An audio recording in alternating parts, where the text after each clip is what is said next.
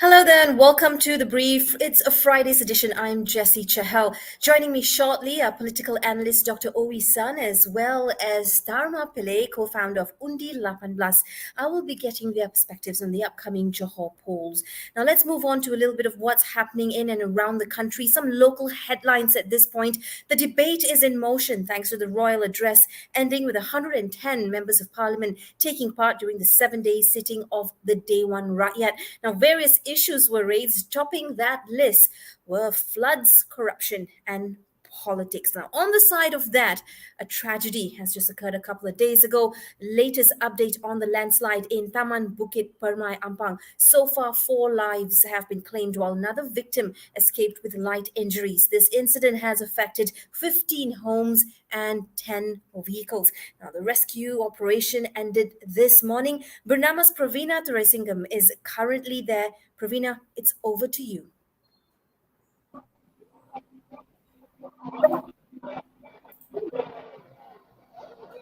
Thank you, Jessy. So right now, I'm at the current exact location of the landslide in Ampang. To be specific, I'm in Taman Bukit Permai in Ampang. Sorry. So at the back of me, that's the exact location where the landslide happened. Those are the houses that were affected.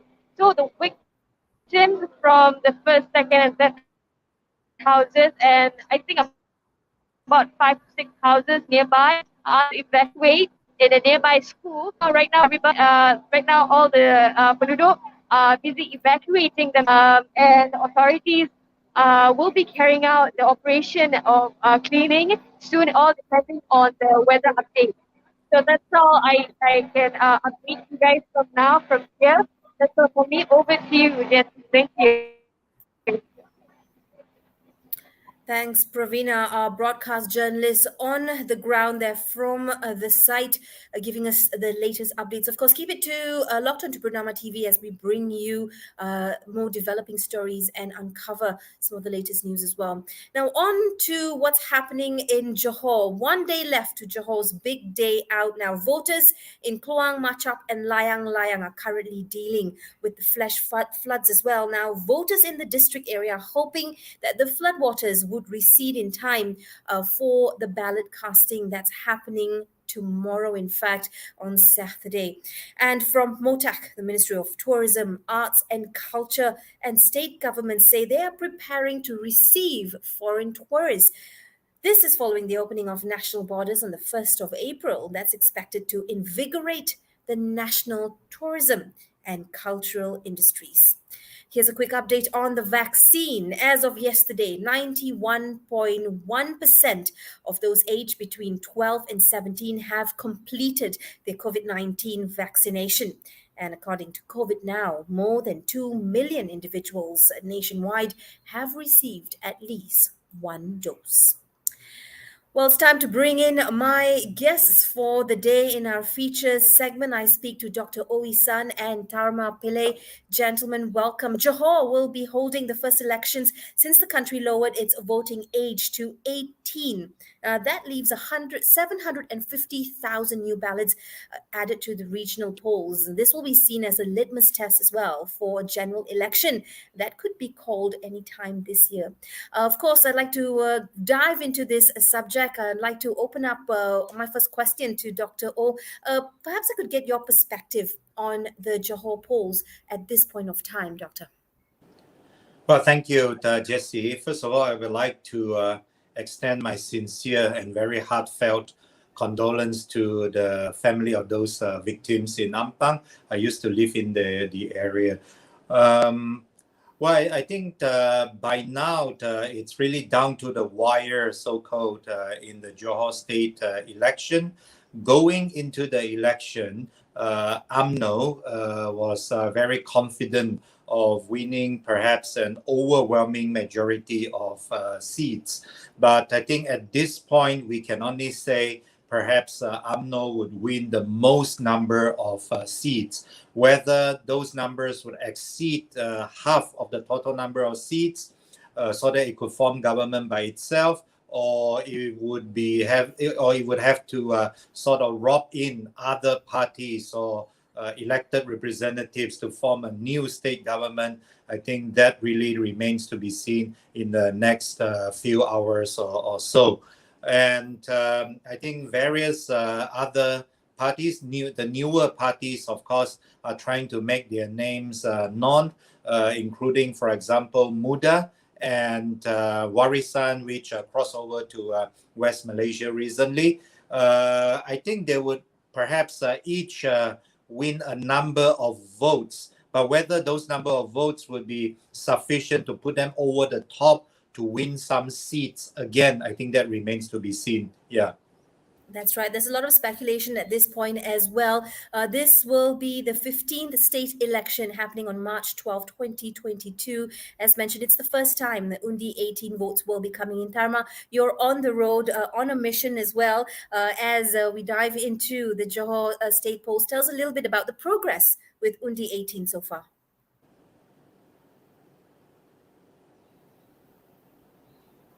We'll try to establish some connection with Tharma there. Tharma, you are on mute. We're hoping to get you back in a couple of seconds. Yes. Yeah, I'm back. Sorry about that. Do you mind just repeating the question just real quick? Sure. I said this is, of course, the 15th state election. It's happening on March 12th. That's just, 24 hours away, literally. And it's the first time that Undi 18 votes will be taken into account. What's the progress so far, pre-election day? All right. I think the most important thing that we're currently working on, I think, is definitely to make sure that people are actually aware. When we've gone on the ground and we've tried to reach out to as many young voters as possible, one of the issues that we've identified is that the outreach by the Electoral Commission, the Election Commission, is not effective enough in terms of informing the public that that they are now eligible to vote, that the votes are automatic. Because I also want to point out that the numbers of 18-year-old to 20-year-old voters are significantly smaller than the larger chunk of voters that did not know that they are now automatically registered. Just for context, there's about 175,000 new voters between the ages of 18 to 20. But there's about 500,000 new voters that are previously unregistered. So this is the vast majority of voters who may be in rural areas, maybe from P40 communities, who needs to be educated. There must be proper outreach to these communities to make sure that they are aware about their democratic rights. So I think these are things that we are trying to do. So currently under Undi 18, we are working on Undi Johor, which is an outreach initiative. But of course, as a non-governmental organization, our impact is small. So we hope that the government can do a more effective job, not only in the Johor polls, because as you rightly mentioned, the Johor polls is a preamble towards the general election. I think these are lessons that we must learn. I think that's the first part. Number two is in terms of the postal ballots. I think this is the first time that we've also allowed Singaporeans to cast postal ballots. I do think that these are the processes that needs to be better done, better organized, and most importantly, better communicated to the public and also to Malaysians overseas. I do think that these are processes that we must improve and that we must learn from. And I think these are the key elements in the preparation and the run-up towards the PRN Johor, and I think these are things that the government must learn. But in terms of voter sentiment, I would have to say that voter sentiment and the expected turnout would tend to be quite low, especially reflecting the Malacca state elections, the Sarawak state elections, just because of fears of COVID-19, because of many restrictions that are there. For example, there are about 200,000 eligible voters in the Johor state elections in Singapore, but they are not. It's difficult for them to come back because of the limitations of ETL, limitations of travel. So these are all limitations that are currently there that will contribute towards a lower percentage of voter turnout for these elections. So I think that's one of the big factors that I think, as Dr. O pointed out, that UMNO was counting on to be able to win comfortably. But of course, I think the tides are shifting a little bit. So it is less comfortable right now. But UMNO, I would say, still has a big advantage in many factors, in many areas, especially in Felda areas, especially in areas where they have a lot of strongholds, because that wave is limited at the moment. Yeah, I'll pass it back to you. Thank you. I want to focus on young voters. Of course, Tharma, some salient points there as well as we look into perhaps some teething problems to get Undi 18 on the road for the very first time. Nonetheless, a lot of background work is being done. And as you've rightly pointed out, that awareness needs to be created among youth as well. But the young people say that they want change, the young voters. But then again, change is subjective. If you take one school of thought, they say, well, the country needs to radically change. But sometimes radical change may not equal what is needed, given perhaps a time frame or time duration as well. Do you think we'll see some elements of that making a debut amongst the young this time? And if I could just put it on the table, do any of you know exactly what the young voters are looking for? Doctor, let's start with you. I think the Johor state election is indeed a testing ground to see what indeed the younger voters would indeed prefer. I think your chart just now showed that those who are age 18 to right below 21, they are only about 6.6% of the total number of voters. But because, this is not exactly a close election, but because there are many parties participating, therefore even this about 7% of voters are closely contested among the various parties. Muda, of course, would bring its new and, according to its liking, by definition, young appeal to the voters. But I think just as with other cohorts of voters, with those who are not so young and so on, I think younger voters, they also have their different political preferences. Some would indeed want to see change, but when you define change, some would be more progressively minded and reformist minded. But Doctor, I'm going to like wholesale your thoughts there. I see Tharma sort of looking out the window, a bit of a smirk there. What's going through your mind, Tharma? Tell us as it is. Okay, I actually don't. I don't disagree with Dr. O. Actually, I think in terms of young voters, it's exactly right, because we often think that most young people are in favor of change. But however, it also very much depends on geography, right? There are a lot of states, and Johor is an example of a state where Barisan Nasional has a very strong foothold over here, right? Even amongst the youth. So you look at their volunteers, Pemuda, Putri UMNO, look at Barisan Nasional Youth Volunteers. They have a very strong cohort of young voters, and I think these voters will tend to be loyal to them, right? But I do agree that that there will be a cohort or a group of young voters that will want to vote for change. But I think it's become less clear in terms of what that change means in terms of parties, just because there are so many options that are available right now.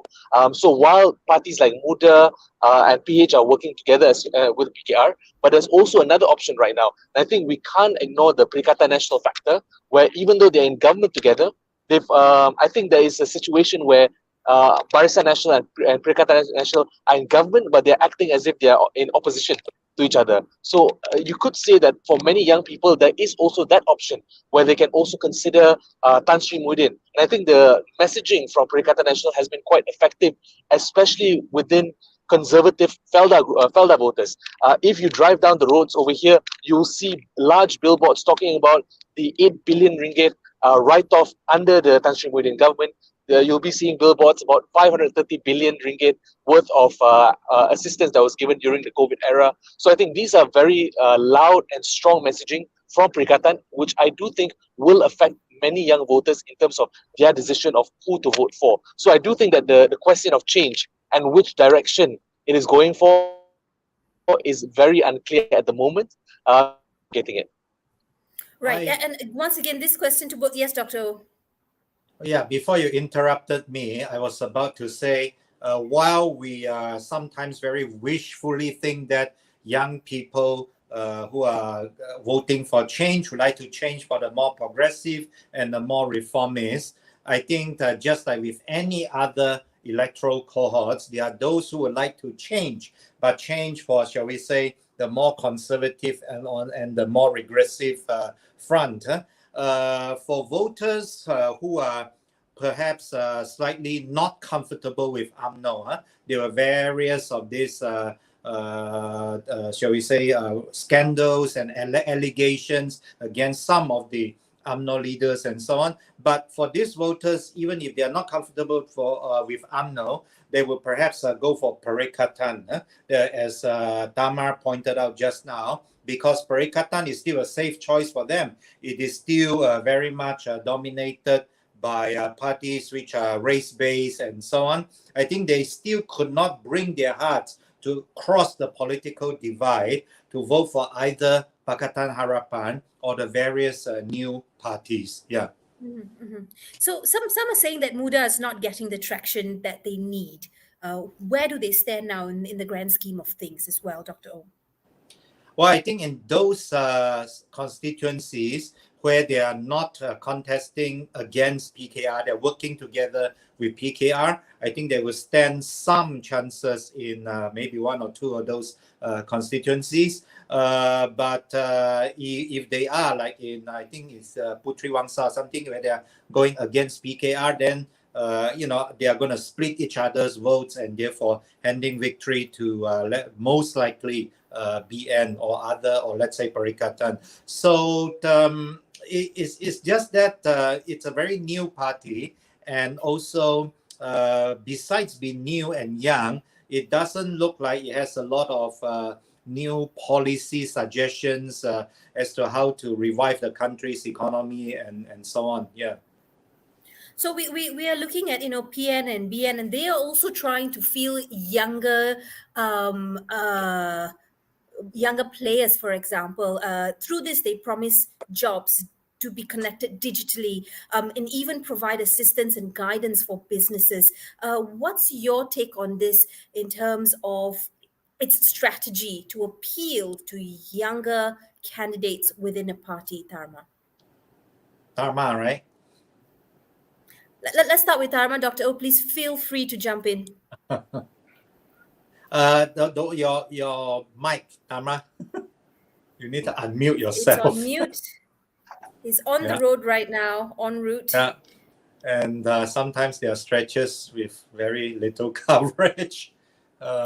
So we are really bringing people from... Which is a great topic for another day, digital connectivity. THARMA, can you hear us? Yeah, I will try to fill in. I think most parties, they are talking about job creation by necessity, because the border with Singapore closed, and up to, if I'm not sure whether it's an exaggeration, I heard up to 500,000 people in some way or the other are highly affected by the border closure with Singapore. So how do you revive the economy? How do you have job creations and so on? I think they will play a very significant role in the party's appeal. Yeah. THARMA?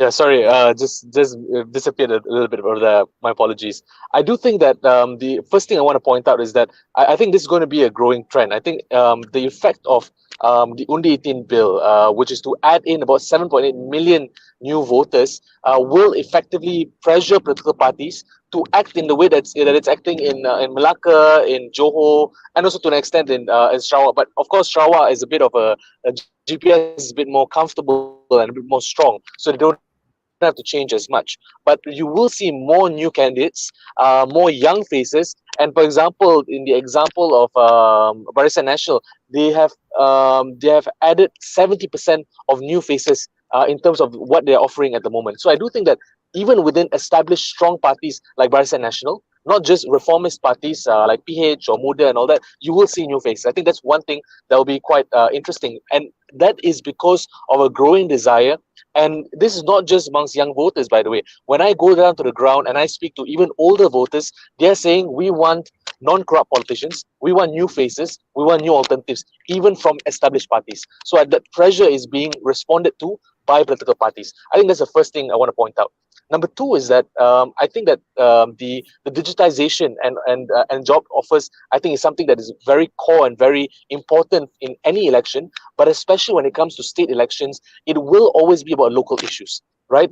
Federal issues tend to become less important, it becomes less relevant, and which is why it's so important to look at job security and business opportunities, especially on the ground. I do think that the political parties that can offer the best solutions, and most importantly, who can do it with the most credibility, I think those are the ones that will be able to win the argument about economics. So I think, of course, all parties are going to talk about it.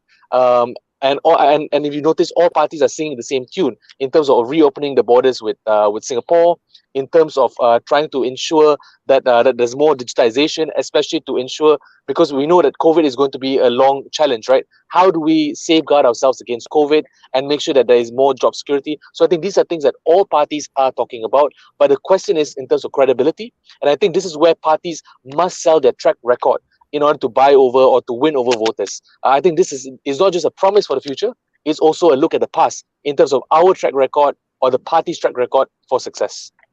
So what you're saying is, in terms of Undi 18 and appealing to the younger voters, representation at this point may not matter as much. It is more of the strategy and what these parties can actually do for the young voters.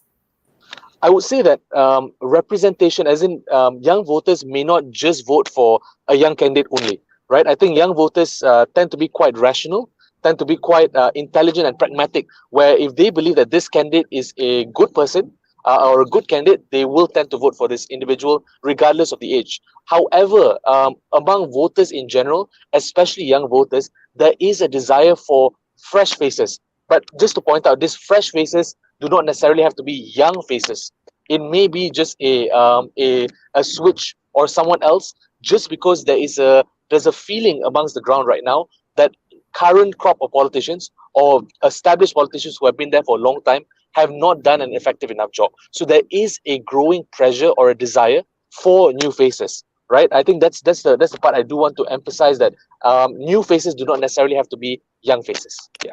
Thanks, Dharma. Dr. O, for your closing points. Well, I think fresh and young faces doesn't necessarily mean fresh and new policies. If you are representing the same old party, you are very likely to still adopt the same old policy, number one. And then I think there's also a question of desperation here, because socio-economic development in Johor and beyond is indeed in a very dire circumstance. So people would indeed like to have their elected representatives to help them solve livelihood problems, creating jobs for them, and so on. And I think that indeed plays a very important role in this election. Gentlemen, thank you so much for weighing in. Of course, the 15th state election happening on Saturday, the 12th of March. Thank you very much for your time, and we'll speak to you again soon.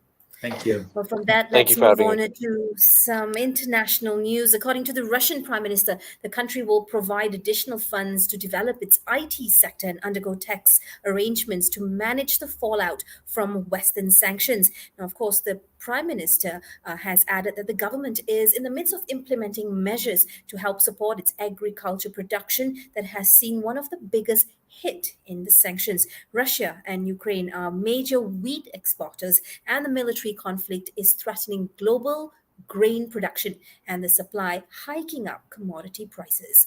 Well, still on the Russian sanctions, the Baltic pipe, which is under construction from Norway via Denmark to Poland, is expected to be ready for gas shipments by the end of this year. This infrastructure is meant to reduce the dependency on Russian gas following EU's target to cut Russian gas reliance by 2/3 come year 2030. And yesterday, EU leaders set in discussion to reduce reliance on Russian energy, strengthening its support for Ukraine. However, the Commission refuses Ukraine's appeal for rapid membership of the bloc and showing hesitance on immediately dropping Russian fossil fuels. Meanwhile, we move to North Korea. They've deployed a new intercontinental ballistic missile system, test firings, with Biden's administration calling for a united global response. Whereas Kim Jong-un says that North Korea would launch a number of spy satellites in coming years to provide real-time information on military actions by the US and its allies. And now on to Latin America. Protesters are demonstrating outside Argentina's Congress against the $45 billion agreement with the IMF, or International Monetary Fund, to refinance the country's debt. Argentina faces some $18 billion in repayments to the IMF this year alone, which it has failed to pay after years of economic crisis. Now, this new deal is meant to replace the failed $57 billion program struck in 2018, which is key to averting default to the IMF. Through this comes things like economic targets, including the country's fiscal deficit and cutting energy subsidies. Well, of course, some more updates here in our international news segment. Before we close, fans of Chelsea questions the future of the club after Roman Abramovich is sanctioned by the British government over his links to Putin. Now, this has come under scrutiny after the decision to sell the Premier League club last week following Russia's invasion of Ukraine. And what's trending on Twitter? SPM continues to trend with the ongoing exams happening this week. And Ampang hikes up the list, of course, with the reports of landslides in the Taman Bukit Permai area in Ampang yesterday. The hashtags to look out for, hashtag SPM 2021 and hashtag Ampang.